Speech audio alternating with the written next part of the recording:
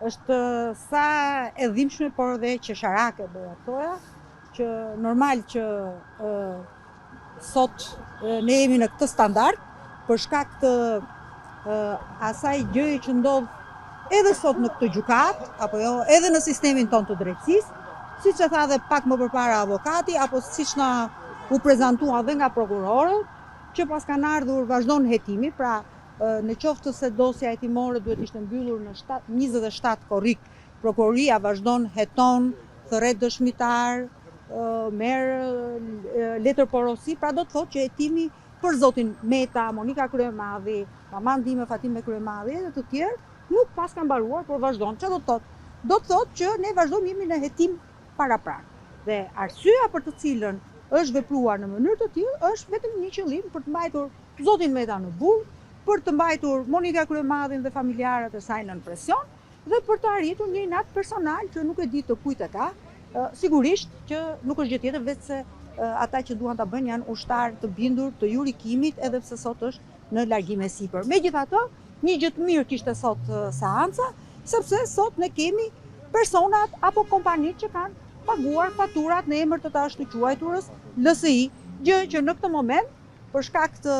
shumë gjërave, ajo që nxjerr në pa, nxjerr edhe grushtin e shtetit që mund të quajmë, ose puçin që mund të shbërë qoftë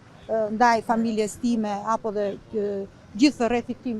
shoqëror, që do të thotë që një kompani amerikane, sipas prokurorisë posaçme, ka paguar për LSI-n në një kompani amerikane për lobim, që LSI-ja mos harrojmë është parti politike e një vendi hibrid në demokraci. Gjë që për cilën në këtë rast, që nga ky moment, akuzat e lobimit, edhe me ato me cilët kanë ngritur Altin Dumani dhe Spaku për Ilir Metën, pra për ashtu quajtur në GSIS, nuk bëjnë gjë tjetër veç se tashmë ngarkojnë me faj kompaninë GSIS, sistemin financiar në Shtetet e Bashkuara të Amerikës, e cila ka pranuar që në llogarinë bankare të një kompanie lobimi amerikane të paguen para në emër të një partie politike shqiptare. Kështu që në këtë mënyrë dhe bashkangjitur, edhe këto pagesa nëse janë bërë, duhet të kenë autorizimin zyrtar nga vendimet e kryesisë të LSI-s apo edhe të individëve të caktuar që kanë qenë qoftë po themi firmosës i kontratës, apo unë që kam qenë sekretare organizative, apo nga sekretari i përgjithshëm i asaj kohe, gjë që nuk ka. Pra në këtë mënyrë tashmë do filloj do të zbardhet edhe skema e famshme e gjyqtisë shtrigave të iniciuar nga Jurikim, e cila për fatin e saj të keq nuk e zgjidh dot me një bursë në Angli për xhelatin e saj që ka këtu në Spark.